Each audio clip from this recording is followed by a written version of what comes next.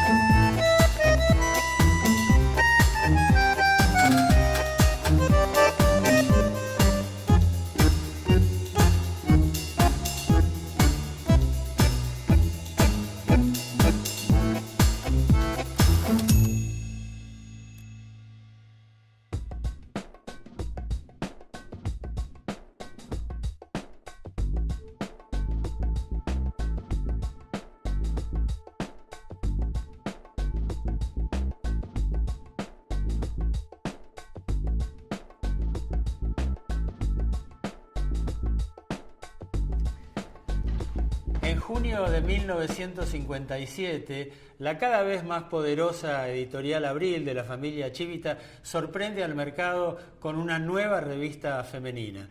Un mercado que desde la década del 20 lideraba la revista Para Ti, alternando con otras publicaciones como Vosotras, Chabela, Maribel, Damas y Damitas. Pero lo que tuvo de nuevo esta publicación de la editorial Abril es que la lectora sacaba patente de mujer moderna. De lo que vamos a hablar ahora es de esa revista, la revista Claudia. Claudia fue desde sus inicios una especie de revista catálogo de entre 100 y 200 páginas por edición, caracterizada por grandes fotografías, muchas de ellas resueltas en estudio y en color, con una diagramación que daba descanso a la lectura. Claudia incluía anuncios para todos los gustos y presupuestos, pero cuando los avisos de página entera se terminaban, surgía la sección llamada Los hallazgos de Franca, que daba lugar a una cantidad de pequeños anunciantes, lo que anticipó un concepto publicitario que luego se replicaría en otras revistas y diarios: el convoyado. La década de los 60 fue una época de cambios de paradigmas. Claudia se convirtió en símbolo de la mujer moderna y renovada. Una mujer que no solo pretendía conservar los estandartes del hogar o de la procreación, sino que también salía a trabajar, intervenía en todos los campos, incluso aquellos históricamente apropiados por los hombres. De esos y otros cambios mentales, culturales, políticos, dieron cuenta los medios de comunicación, especialmente publicaciones como Claudia, que visibilizaron esos fenómenos. Claudia combatió frontalmente aquella imagen de mujer cuyos únicos santuarios admitidos eran su hogar y su matrimonio. Hablaba de lo que a muchas mujeres les interesaba en esa época: divorcio, adulterio, relaciones prematrimoniales, píldoras anticonceptivas, frigidez, relaciones sexuales.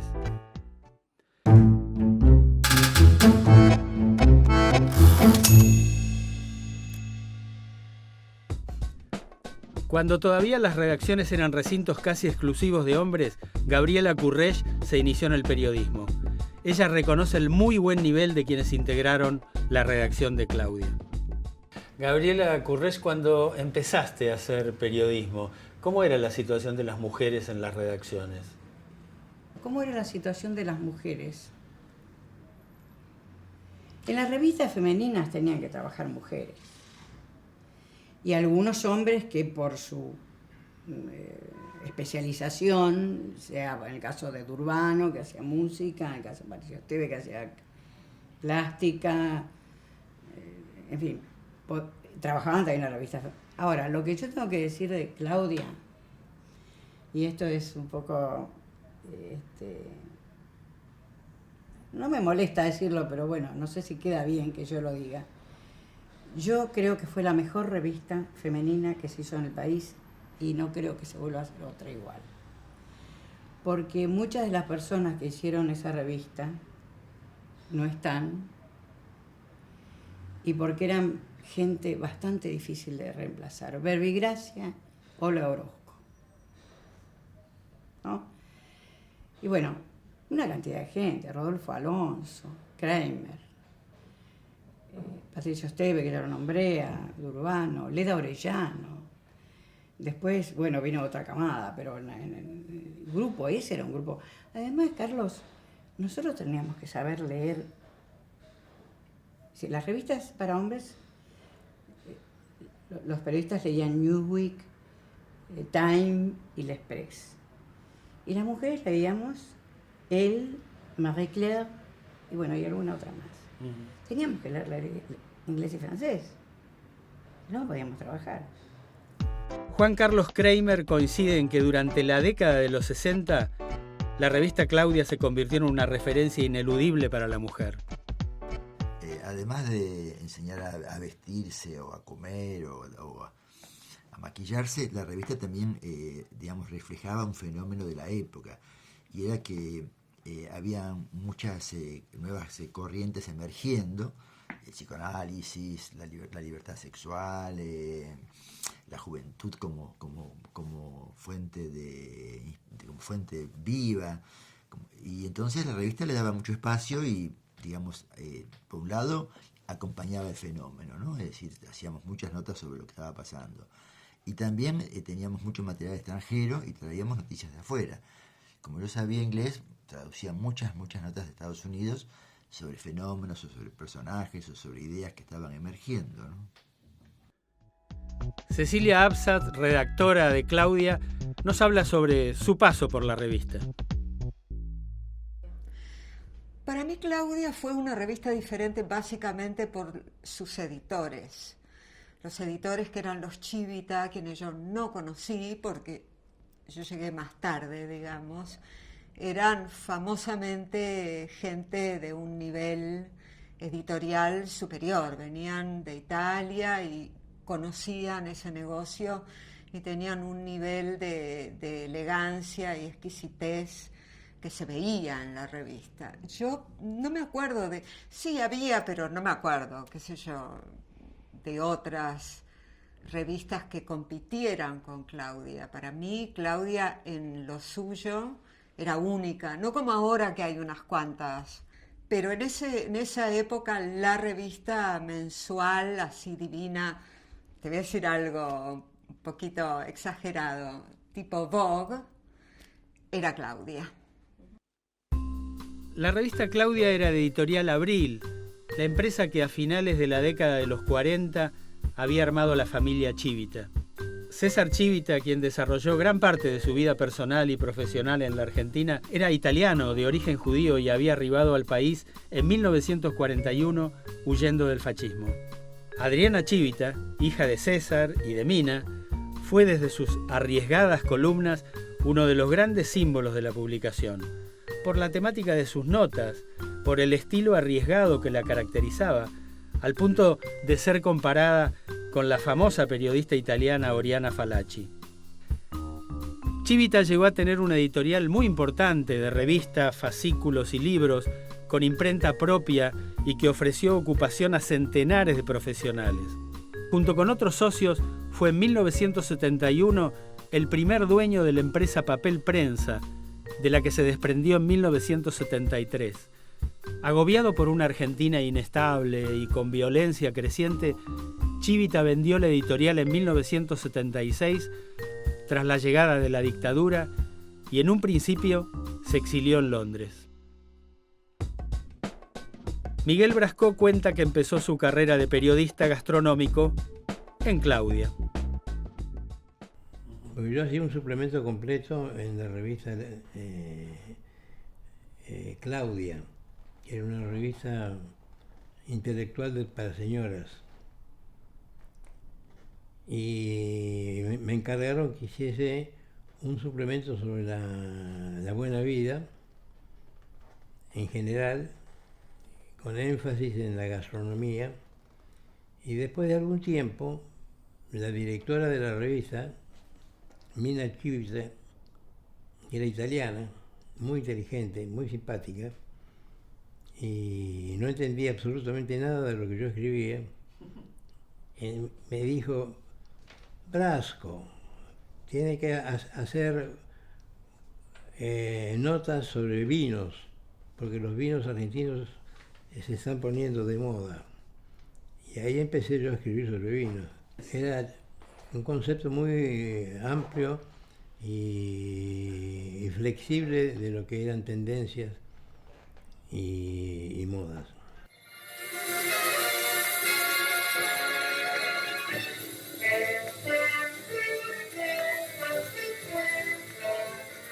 Una figura que fue símbolo de esa redacción fue la poetisa y escritora Olga Orozco.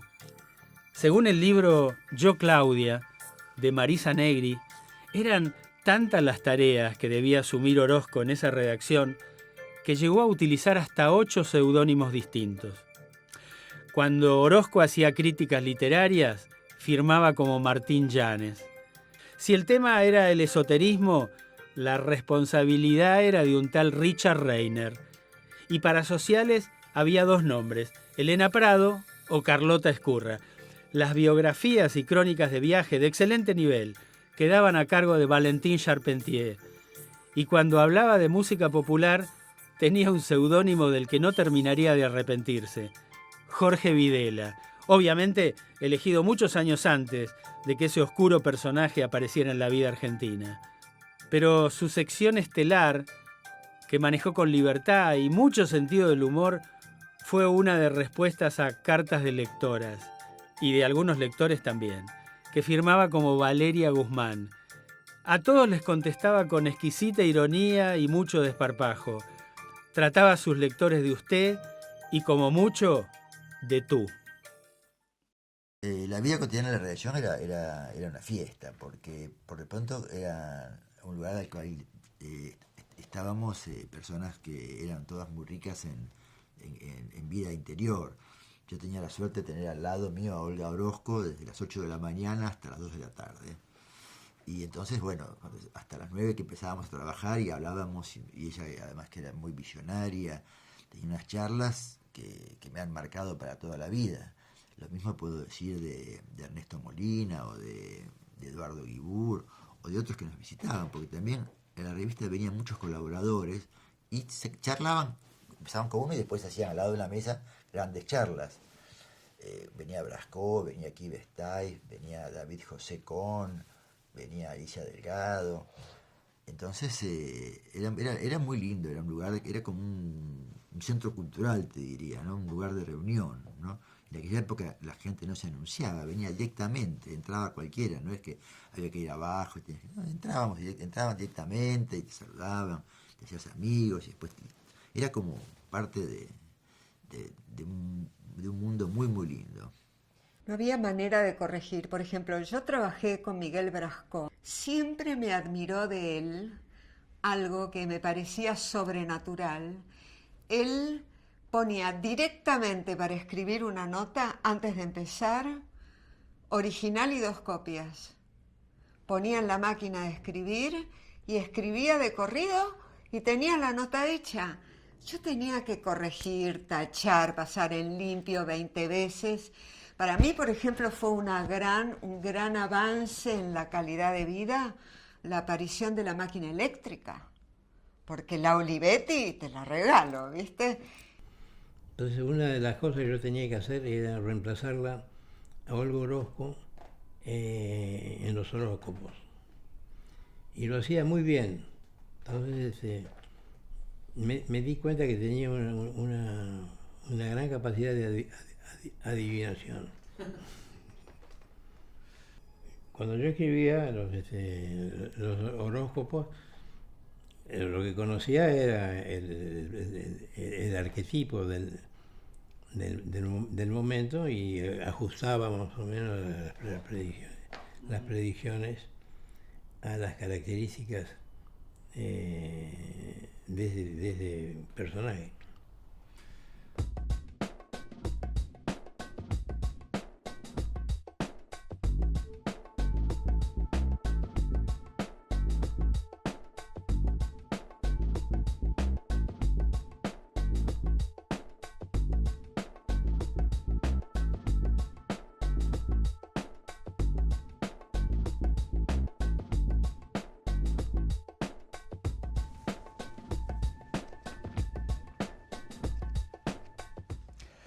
Estaba viendo la revista Claudia y la revista no resigna de ninguna manera las temáticas tradicionales de las revistas femeninas. Estaba la sección de decoración, estaba la sección de cocina, estaba la sección de belleza, pero Claudia no las aborda ni por mandato ni como exigencia exclusiva. La crítica que muchas veces recibió tuvo que ver con el doble estándar en el que consideraba el lugar de la mujer. Por un lado, le daba alas, permitiéndole pensar que una más completa realización y felicidad personales estaba al alcance de su mano, y por el otro, la remitía al cumplimiento de algunos mandatos tradicionales.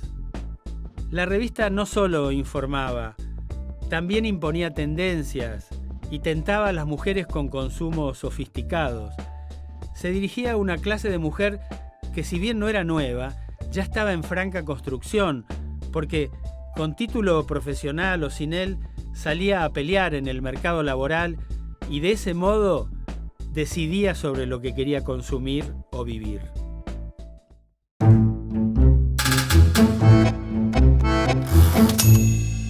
Marta Dillon nos habla de Claudia desde una mirada muy actual. Lo primero que me viene a la memoria de Claudia es Olga Orozco, que hacía el consultorio sentimental, ¿no? Y donde su pluma se puede ver ahí. Aparte es bien llamativo que una poeta una poeta como ella, con esa carga emocional y esa capacidad para atrapar el instante, embelleciera esto de la consulta amorosa, que siempre vas a leerlo, ¿no? Es como el horóscopo, digo, un consultorio sentimental se va a leer y me parece que está bueno y es lo primero que me viene a la mente. Creo que la principal innovación de Claudia, viene muy ligada a la época, ¿no? Era una época de grandes cambios para las mujeres en general y lo que aporta Claudia es un poco, a pesar de que hablaban de esto, de la mujer madre, esposa, empieza a hablarle a la mujer trabajadora y se esperaba que las mujeres, además de madres, sean también profesionales, que, acercaban artículos de escritores, digamos, trataban de hablarle a una mujer que tenía otros intereses además de los hijos, la casa y el marido, aunque todos estos contenidos estaban, hacían un equilibrio que es gracioso porque todavía hoy en las publicaciones para mujeres están haciendo el mismo equilibrio, ¿no? Es alucinante que en los últimos 50 años seguimos todavía viendo cuánto de moda y cuánto de feminismos o de otros aportes culturales se puede hacer dentro de las revistas dedicadas a mujeres.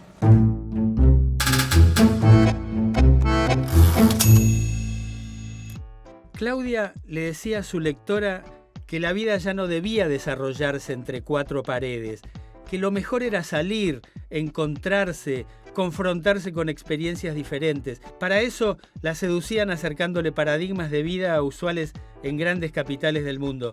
Le explicaba también que era válido todo lo que pasara por la cabeza y que para eso existía una ciencia de relativo nuevo desarrollo en el país llamada psicología. En Claudia empezaron a aparecer mujeres que estaban fumando o a punto de encender un cigarrillo. A través de esta revista, muchas mujeres argentinas tomaron conocimiento de pensadoras como Simone de Beauvoir o de la existencia de corrientes de pensamiento como el feminismo, liderado por Betty Friedan, que crecía en los Estados Unidos y en Europa, allí donde las mujeres cuestionaban su rol en la sociedad y eran protagonistas de un corrimiento de sus límites.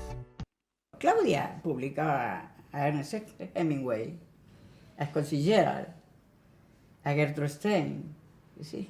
A Salinger. Publicaba cuentos de la literatura universal. Chekhov, la Dama del Perrito, me acuerdo que se publicó. En fin, también encontramos eso, que había un espacio para la formación, la cultura, pero sí la educación. Las notas que más me gustaban hacer eran las que tenían que ver con cine, con libros, con vida cultural, pero también hacía notas sobre lo que nos pedían, desde equipos técnicos, sobre valijas, sobre heladeras, sobre calefactores, sobre lugares a los cuales se podía ir el fin de semana. También teníamos que reescribir epígrafes de las notas de moda, teníamos también que darle un poco de gracia a las notas de cocina. Hacíamos de todo, esa es la verdad. Yo tuve mucha suerte porque era muy joven y tuve muy buenos maestros al lado que me corregían todo, me hacían hacer las notas 3, 4 veces en papel pautado, como se usaba entonces, y me escribían y me decían esto está mal por esto otro. Eduardo Guibur, Olga Orozco, un muchacho llamado Héctor Zimmerman, también en poco tiempo me enseñaron a hacer un lenguaje que era el lenguaje de la revista Claudia, que era un lenguaje más bien conversado, ameno, pero muy bien puntuado, muy bien estructurado, ¿no?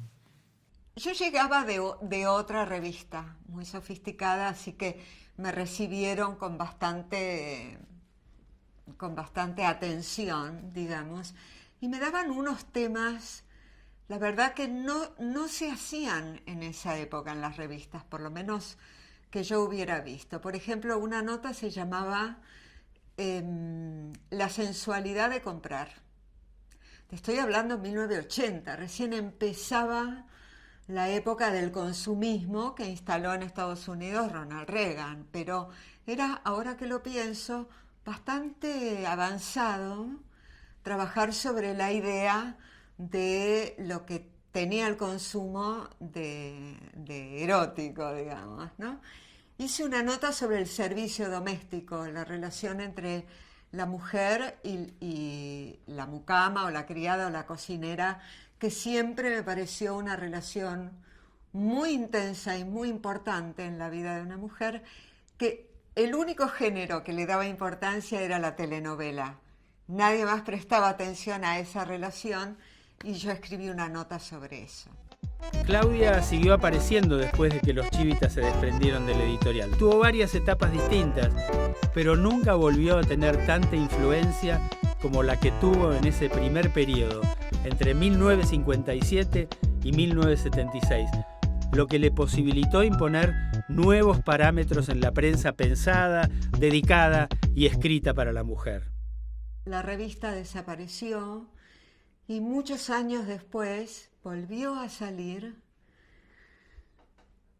Vino alguien de Brasil, pues los Chivitas estaban en Brasil, y hicieron un nuevo lanzamiento y lamentablemente salieron nada más que 4 números y la revista desapareció definitivamente.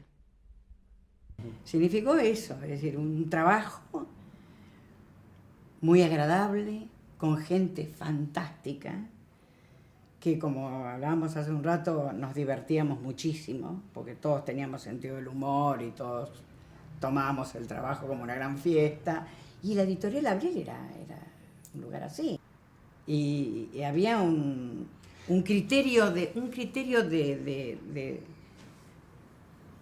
estética, de buen gusto, que ahora puede parecer un poco de modé y un poco, qué sé yo, antiguo, pero que era muy lindo.